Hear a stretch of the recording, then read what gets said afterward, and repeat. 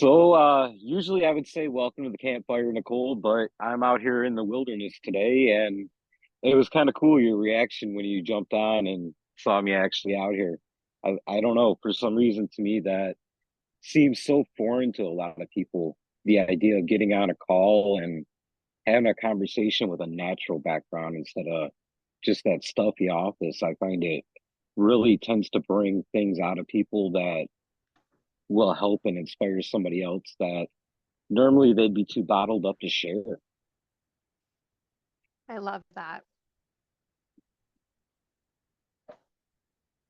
And from what I've read about your background, I know that there's a lot of those things that I feel can really help and inspire somebody that's trying to begin a hero's journey.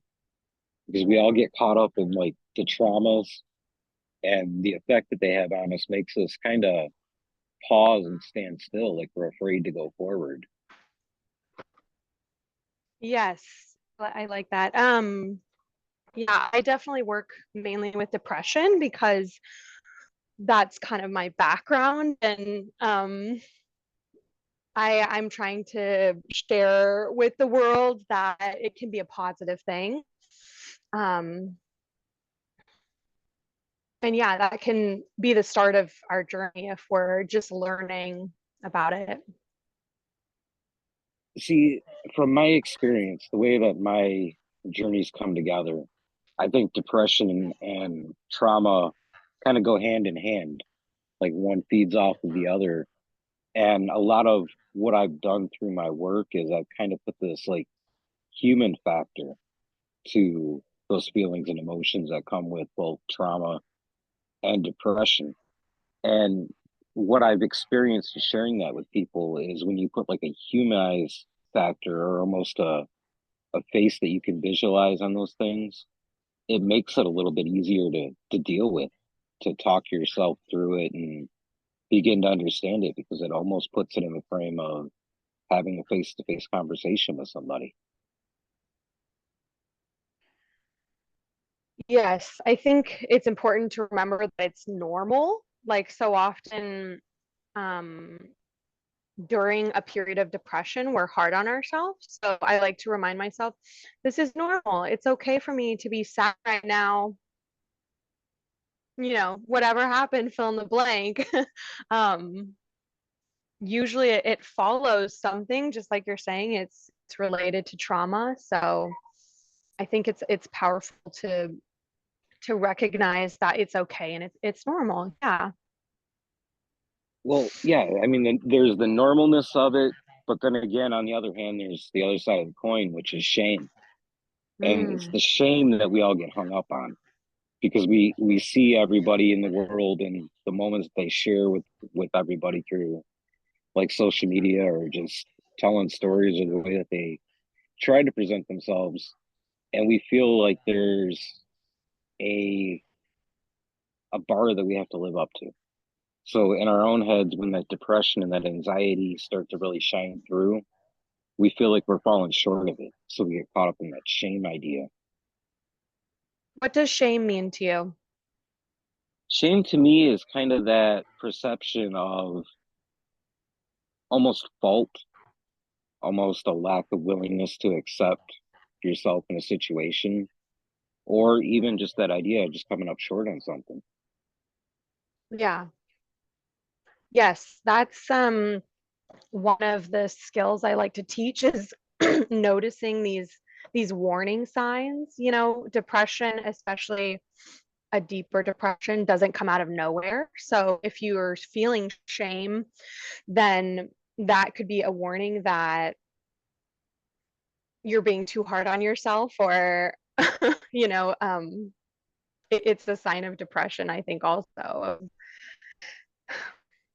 sometimes I feel like we're kind of conditioned to believe that we can't always be happy, or um that depression is bad. It's not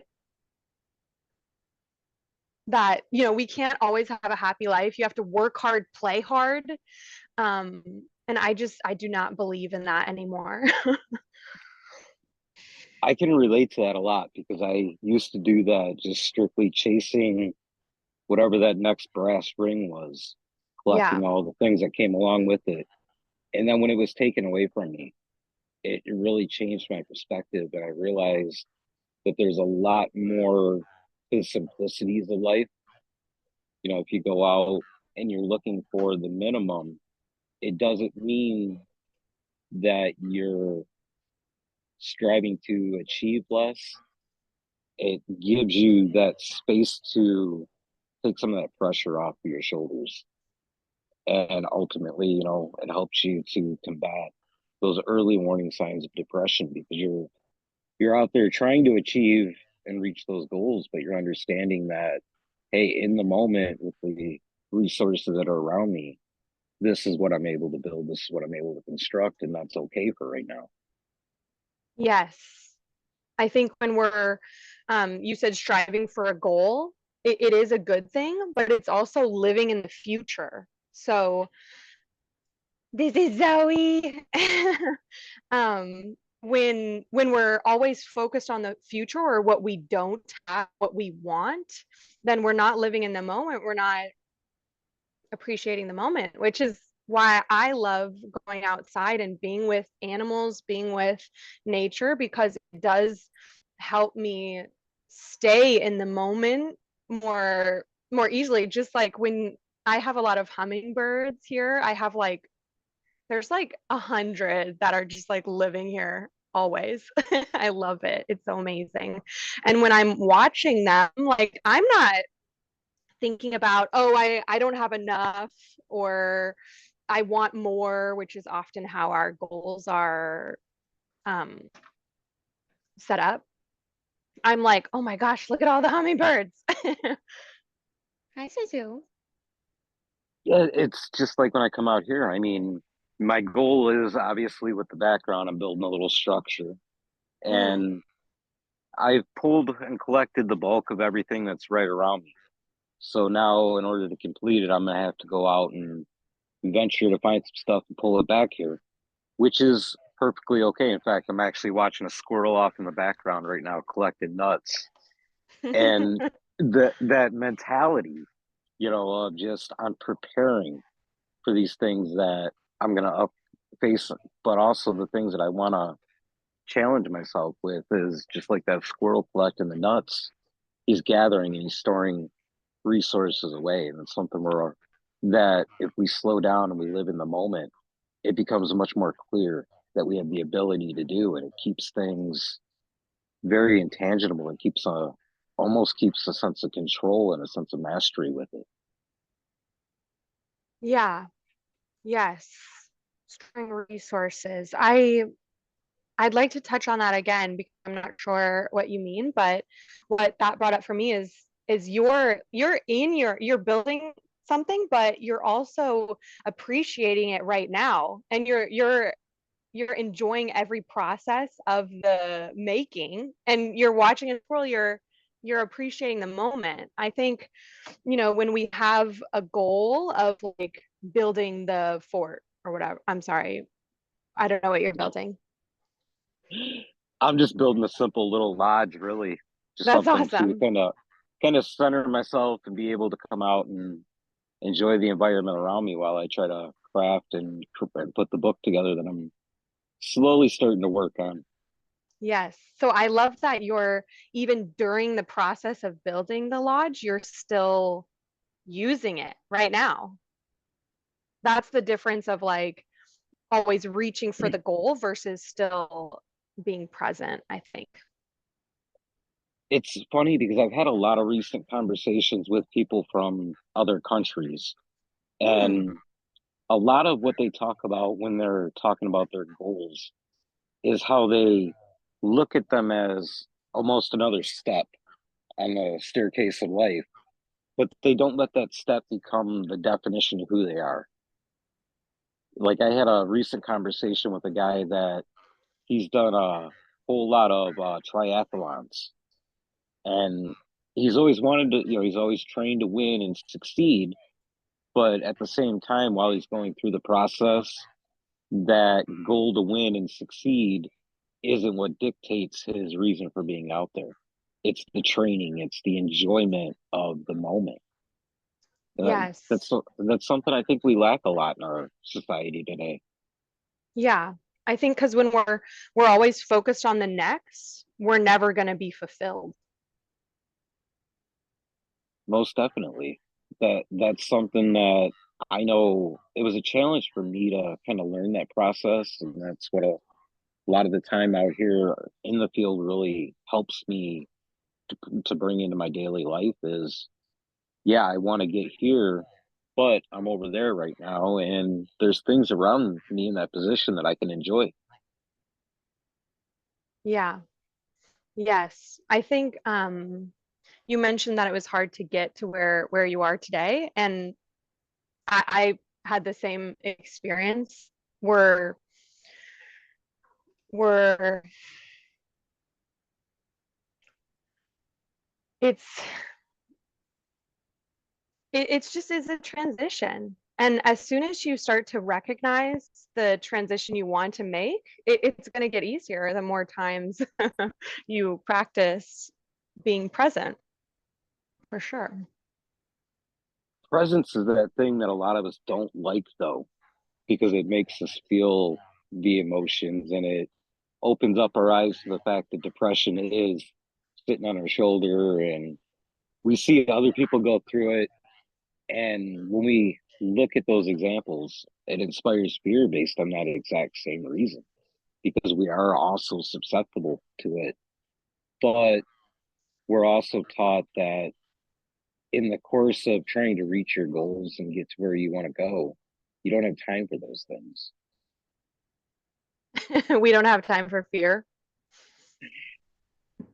It's true. I mean, Yeah, I know, right? It's funny when we say it like that, but I totally agree. It's like that's when it hits you because we're not allowing space for fear. But fear is a good thing. It challenges us in a way and it pushes us to do more than we are. I mean, that's why I think depression is a positive thing because it's a warning sign of something before it's really big. it gives you that opportunity to evaluate. You know, when you Yes. start to have those feelings, you can sit there and you can think about and reflect on that circle that's inside of you and discover where it's unbalanced. And then you Hmm. can start to utilize those resources around you to bring it back into balance if you're willing to be aware of it and you're willing to step into that realm of fear. Yes, absolutely. That's exactly what I love to talk about. This is a great conversation. It's when you get into that fear, though, that, you know, turns us all off because we don't see the results that come from it because the haze around you is so thick that it blocks your vision. So if you actually some of the greatest advice that I ever got about dealing with the fears of life is sometimes you just don't need to know. And if you take that into heart and you realize if you continue to walk, eventually you're going to come out the other side of it. And there is a result there. That result is growth. What do you But that mean you don't need to know? Like you about don't the need fear? you don't need to know about what's laying, say, beyond the trees. So say a story that I really like is this one day there was a couple of hikers that went hiking and it was a beautiful day. There wasn't much, challenge or anything like that. And then they came to the mouth of a forest and by then it was evening time, the sun was starting to set. The one hiker was scared and refused to go because he couldn't see what was in front of him. He got hung up on the fact there could be robbers or bears out there. But his friend said, I'm going to embrace that fear and I'm going to go through the forest anyway.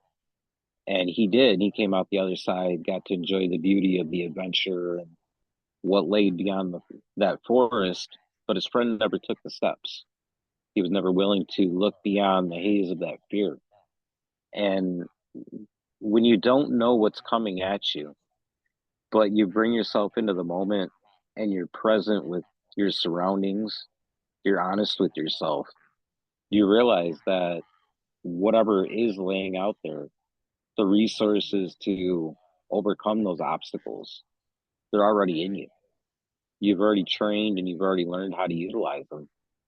So not knowing sometimes is one of the safest places to be.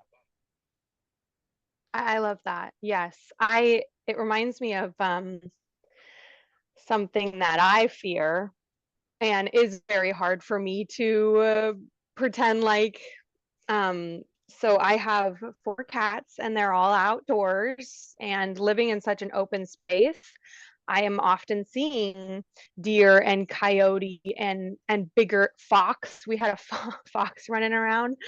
Um, so when like we make sure to bring them inside at night, and when they're not inside at night, sometimes my mind goes to that fear piece of like, oh no, oh my gosh, do you remember Joe one time he got stuck in a tree and oh my gosh, Frankie, like like I start reminding myself of all the negative times that they like were in trouble and had to save them or whatever. um and every time that I'm repeating these stories to myself, which by the way, the story is that they're getting dragged away by a coyote, every time I'm repeating this story to myself, I'm actually living it. Our brain doesn't understand the difference between the actual event happening and us repeating the event in our head. So every time we repeat a trauma or a fear, our brain actually thinks that it's really happening. So that one is a hard one for me. So whenever that's happening, I'm like, okay, Nicole, they're fine. They're just watching the stars. They're just enjoying life. Like I have to actively remind myself in that situation for sure. I think about the things that I do as a part of the project and even my own self healing journey coming out here in the wilderness and seeing animals in their natural environment and their natural behaviors. And it reminds me so often of different skills and things, traits, and, some movements that we each have through the course of our day and how the context is so different, but yet it's so similar. You Mm. know, there's a deer that likes to hang out behind me here, and I think about their pattern and the medicine that they can offer us. And the context of this conversation is bringing yourself into the moment and realizing that it's okay to be kind to yourself when you start to feel these tremors of depression or any other uncomfortable feelings that you don't really want to spend the time with. It's okay to nurture yourself through those things. It's okay to just allow yourself the space, because when they get too hard or they get too difficult, you still have a decision if you're going to allow them to overrun the moment or overrun your life and dictate what you're going to do, or if you're going to still take control over things, because feelings and emotions, regardless of what they stem from, they're only here for a moment. They blow in Mm. on the winds of Mother Nature and they blow out on the winds of Mother Nature. How long it takes for them to stay in the forefront of your eyesight or your mind, that's your decision to make. If you're willing to learn the lessons and complete the tasks that you're being invited to undertake, the quicker that they drift away. But if you're allowing yourself to do those things, you're making yourself stronger. Yes, and that's actually what I like to speak about with depression of like if we pretend like it's not happening and we don't acknowledge it or even, just say, "Oh, hi Nicole. Yes, you're being very hard on yourself right now." Then it's going to come back and potentially be even bigger the longer I let it sit there. And so yeah, acknowledging it and just being like, that's fine, and then keep going without my keep going throughout my day is very helpful in difficult times.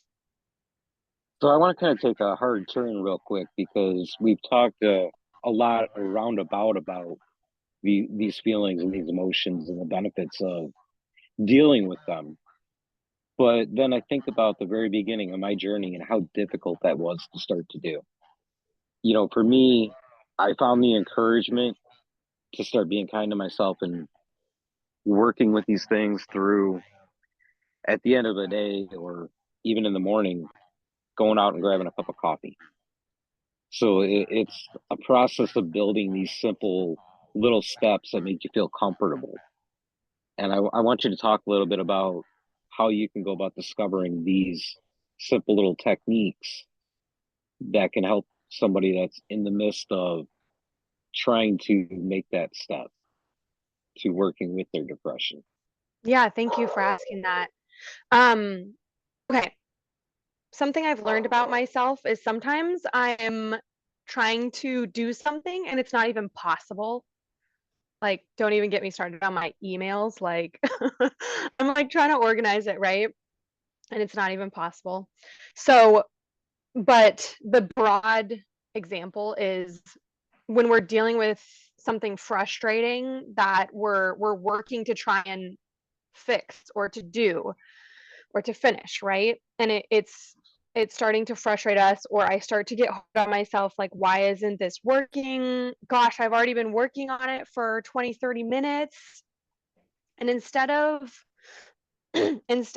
continuing to sit in that unpleasant place of it's not working, I'm going to choose to release the pressure and walk away. And that's when I've started to realize, Nicole, that's not even possible. Like what you're doing, it's not even, you can't even like let it go. So when we're in the moment, sometimes it's hard to see the true solution. So that's when it's about being present and asking yourself, how are you doing right now? Check in. What are my thoughts? Are they negative? Are they positive? And if they're negative, then change your surrounding. Go take a walk outside. Go pet my cat, take a break. I feel like journaling actually is a very positive tool when you're at that stage where you're trying to learn how to evaluate and then understand the feelings that you're working with. So if you take a journal and whether you do it very intensely and you fill pages after page after page each day, or you do it with just a couple of words, you know, it's beneficial. And also in that realm where you're just starting out and you're trying to figure it out, I feel like journaling is also one of those intimidating practices that you can try to tackle because you get caught up in the stories or the ideals that you're supposed to fill page after page after page after page, and that's not true. If you take a second to understand and really focus in on the fact that even though we're having this conversation and we're putting all these things together, it doesn't have to look the same. No two journeys ever look identical. You're able to adapt all these different things to what works for you. Yes, I was thinking the same thing. Like we both shared something that works for us, but everybody's different. So my advice here um, is recognize what you want. Like sometimes when I was first starting out, it felt like everyone's like, go for, I'm depressed and everyone's like, go for a walk, like get outside, like, and I just wanted to like sit in bed, like, and cry, whatever, right? And instead of forcing myself to do everyone else's healthy habits, recognizing what I want can also be healthy. And actually the best way that I believe this is they've proven that you can actually sit and just visualize going for a walk. They've done it through like exercises. The one study I'm thinking of specifically is piano playing. Like they had multiple groups where one actually played the piano, one just visualized playing the piano. I forget the third, but the one who visualized it did just as well, maybe even better. Um, so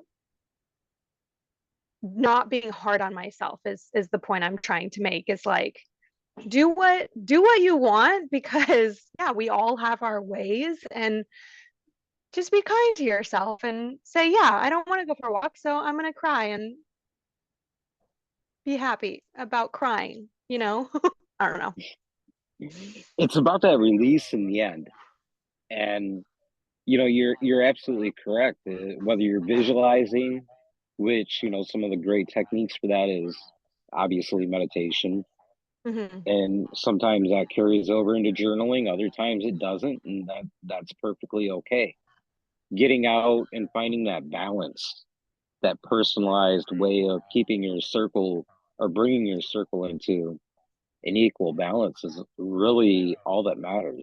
Like I mentioned, for me, the root of all that was rewarding myself with a cup of coffee. As stupid as that may sound, it was huge. It was very, very important. And it's still a practice that I carry on today. In fact, I'm hopelessly addicted to coffee, but that's outside the point. But that finding that one small nugget that you can start everything on opens the door for all these other things that people tell you are amazing. People tell you they work, and you might even be intrigued, but you're intimidated. When you get that solid base, that's where you're able to venture into these things, remove a little bit of that judgment and a little bit of that self critic, and start to mold all these different things into your way of being, and ultimately befriend yourself and all those great things that come with really truly knowing who you are. Yes, and what you need. Hmm. Yeah. And I think with your coffee example, a lot of people are in that same position. And I think being creative in that example of like, why do you feel like hopelessly addicted to coffee? Is it because there's too much caffeine? You're not supposed to be drinking that much? You know, like what is it actually? Because if it's you just enjoy a nice cup of coffee and it's soothing for you, then maybe one of those cups is decaf, or maybe one of them is a herbal tea, and then you find something else that you really like. Because we can flow and evolve. So if you catch yourself um, being hard on yourself about drinking too much coffee, there's always a way to flip that and still make it a positive thing, so you don't have to be hard on yourself about it.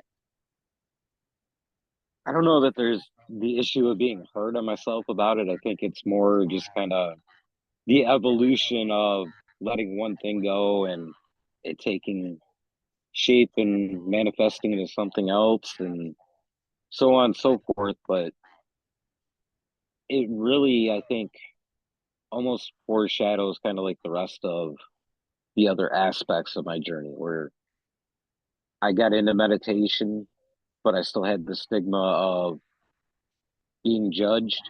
I still had that fear. So then I thought about bringing it out here and finding the reality that these trees and the animals that move through them, they don't care. They don't care that I'm out here doing this. So in the end, why should I? Why should I feel any less uncomfortable about something that I do through the day because it benefits me than, just walking down the street or waking up to face another day. Yes, feeling less comfortable. I like that. that kind of ties in with the fear piece we were talking about too, of like fear definitely makes us feel uncomfortable. Is fear always a bad thing? No, it's not. I think fear is what teaches you to adapt, teaches you how to become flexible. Yes. Ooh. Um,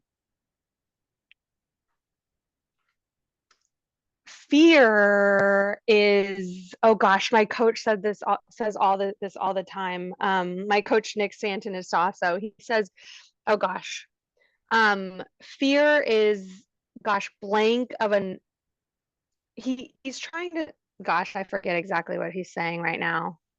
It's of a real and present danger. That's what he says. Fear is actually like a real and present danger, but often the fear piece still comes in when there's really no danger going on. Like if you're out there and there's a huge bear in front of you, you might feel fear, right? And that might be a real and present danger versus like if I'm going in for an interview for a job, or even when I jump in the pool for some reason, whenever I get into cold water, I always feel that fear piece.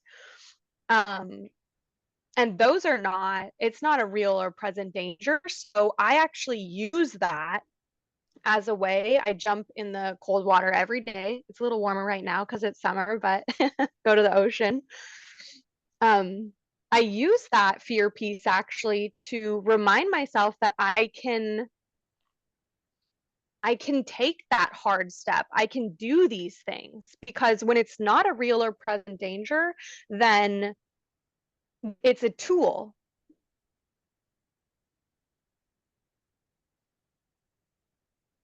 I think a lot about fear and the concept of it's what caused us to be able to be here. Because fear is what kept our ancestors alive back when they moved Hmm. throughout back when they moved throughout, nature and the natural world. If they weren't aware that something was around the corner, they were going to be dinner, right? But that Yeah. but then something changed as we started to tame the land. We crafted a world where we no longer had to rely on fear to survive, but the context of the way our brain truly processes fear is never caught up. Yes. Yeah, because fear is a natural reaction. Fear is natural. Otherwise, you're right. We wouldn't have it anymore because we don't have the dangers they used to, our ancestors had so much. Nowadays, danger in the sense of a life threatening situation, getting hit by a car is a great example. Mm-hmm. Yeah, good point. Back then, it was, you know, a predator coming around the corner or walking into a death trap, essentially. Those contexts are a lot different. And if, in order to, I guess, understand them or even make them a little bit more comfortable, we put all these different labels on them now. And one part of the story of self-suffering that we all enjoy is the negativity that come with those labels. Because basically being negative is a lot more comfortable than trying to have a positive outlook and continue to move forward. It gives you, when you have the negative outlook, you have a reason to sit still. You have a reason that you don't have to move because you know everything's going to go wrong. But if you take that and you start to change the verbiage in there and you start to look at it from the other perspective, then you have to go forward. You have to move and turn toward life, which brings all the challenges and struggles. And that's something that the power of observation has really helped me with. is being able to just sit and watch how, getting back to the animals that are out here in the forest, they have no other choice than to move forward, and turn toward life and embrace it if they want to live. And Yeah. obviously, we all have everything has that natural instinct to want to live. So if we ourselves took these lessons and brought them into our own storybook, our own verbiage, we would find it to be a lot easier to move toward life and befriend ourselves instead of getting back to that point of having shame or living in fear of the progress that we need to make. Living in I like that. Yeah. I think the squirrel isn't blaming the other squirrels that there's no nuts left, you know? Like that squirrel is gonna go find another tree, you know? Like yes, I like this point. And that's where squirrel medicine really teaches you the idea of preparation. Something like, Mm, for example, right now as we're talking, it's the middle of August. They're beginning to prepare for the fall, collecting and getting ready for winter. If they don't spend the time doing that, burying all their food and everything, they're going to starve. So in our life, if we thought about that idea of preparing for more things, we would have much more resources when we jumped into the fire of taking on whatever said task may be, whether it be an aspect of a healing journey or it's something professionally, something within our families. Yeah, I always go back to one of the great quotes that Seneca left behind is we face so many defeats along these journeys. It's not the defeat that is the shameful part. The worst part about that is to look at somebody and say, I came up that defeat because I never expected somebody to do that. And if we got back to the preparation part, we would be able to prepare better for any possible outcomes that would happen as we take our steps along the journey. yes, this is actually exactly why I like to mention that I still experience depression every day because it it's more of like something I'm passing by than a big slap in the face. You know, when I say it's something I experience every day, it's just like the squirrel is like, oh, if there's no nuts on this tree, it's going to go to a different one. And it's not thinking about, oh gosh, I climbed this whole tree. I feel defeated. There's nothing here. It's not even like it's not even giving that the time of day. It's like, oh, well, I got to collect as many nuts as I can. So I'm going to go over there. It's not, and I think that is a piece of depression if something didn't turn out the way I wanted to, then I can be depressed about it. I can be sad. I can experience that and then move on versus sitting in my shitty diaper, as Nick would say. See, that's one thing that I love about conversations like this is it provides not only inspiration and tools, but it also gives you that real distilled version of hope. I mean, depression, my relationship with depression is one of the motivations behind my work, right? Nine times out of ten, there's 9 times out of ten, I'm waking up and I'm at least experiencing some kind of feeling of depression, and I sit in that. A lot of the writing that I do comes out of those moments. And, as we've talked about so much through this conversation, the important aspect of being able to tame that feeling, whether, whatever label you want to put on it, is by befriending it. And befriending it Mm, doesn't come from sitting within the label. that somebody puts on it or puts on you. It comes by actively participating, taking it by the hand and walking through it. Just like the example I gave earlier about walking through that dense dark forest. Hmm.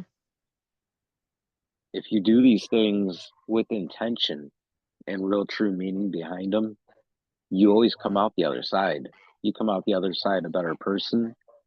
You come out the other side stronger. And believe it or not, you come out the other side with a new friend because you befriended that aspect of yourself. Yes, this is a good piece for finding the evidence, because your story about the two going through the forest, if the first one went through and made it out the other end, but the second one, if he had gone through with a fear sunglasses on, with afraid of worried sunglasses on, then he potentially could have ran into danger and not been prepared. And then he's finding the evidence of, I was right, I shouldn't have gone through that forest. Versus the other one, he went through and was like, it's no big deal. Like, I'm going to make it through, no problem. Then he found the evidence that he can make it through and it is no problem. So to kind of try and relate this back to our life is rose colored glasses is what I was referencing with like worry glasses, right? um these glasses we're wearing are um creating the evidence for what the actual story is going to be.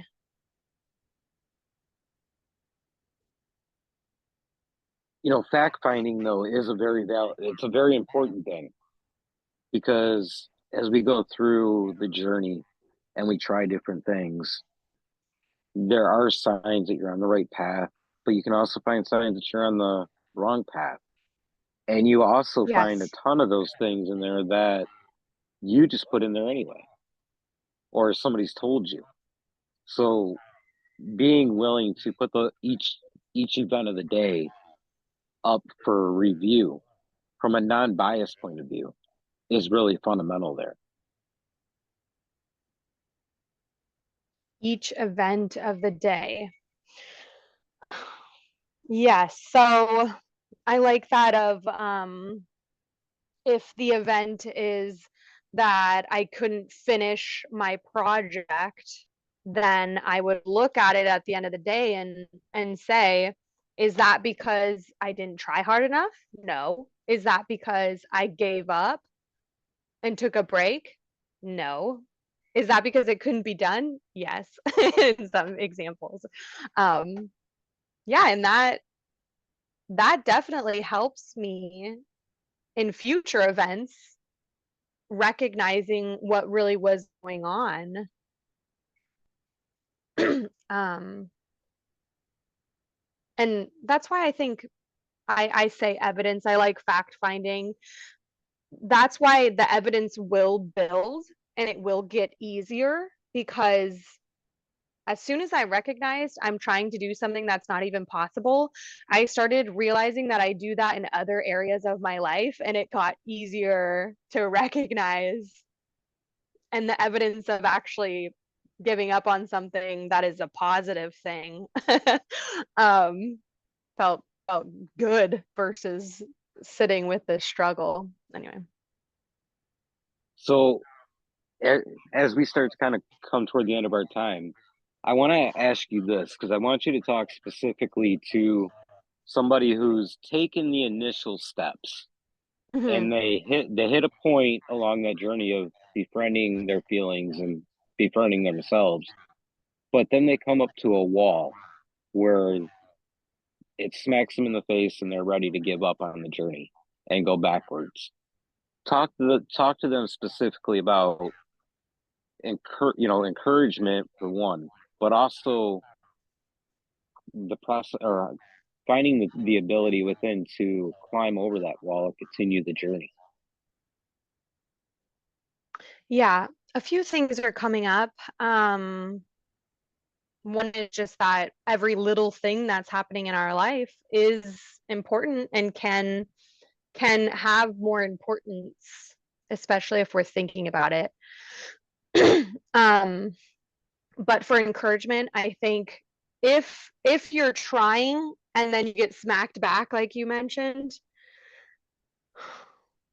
I think the thing to remember is that um, it's not just a straight path. Like if if to bring it back to the wilderness, actually, there's of course there's a walking path, and then there's a path you can make on your own through the grass. So, if you choose to go off of your normal path, you might find challenges. You might get stuck in the mud, or there's blackberries everywhere. And I'm referencing to feeling like, why did I do this? I shouldn't have gone off the path. But if you look back and you realize, oh, wait, I've already gone so far, and you appreciate how far you've come, and that you did try something new, and that it's okay to take a step back. It's okay to reroute and be flexible. That can help remind you you're on the right journey. I think that was beautifully said. Before I let you go, you got to let people know how to get in touch with you, how they can work with you, what you got coming up, all that good stuff. Thank you, Mike. This was such a great conversation. Thank you. I wanted to make it as easy as possible. So Nicole Coaching G, all one word. You can find me on all platforms. Instagram is a great place to message me. Or my email is support@nicolecoaching.com. But yeah, if you even want to just reach out and say hi, it's always nice to meet like-minded people in an inner circle you want to be in. So Well, Nicole, thank you for the beautiful conversation. It's been an amazing one, and we got to do this again sometime soon. I would love that. I'll do it outside with the hummingbirds in the background. That would be great. I don't Yeah. believe in the words goodbye, so until we meet again, whether it's this life or the next, I hope you have a good, safe journey. Thank you so much, Mike.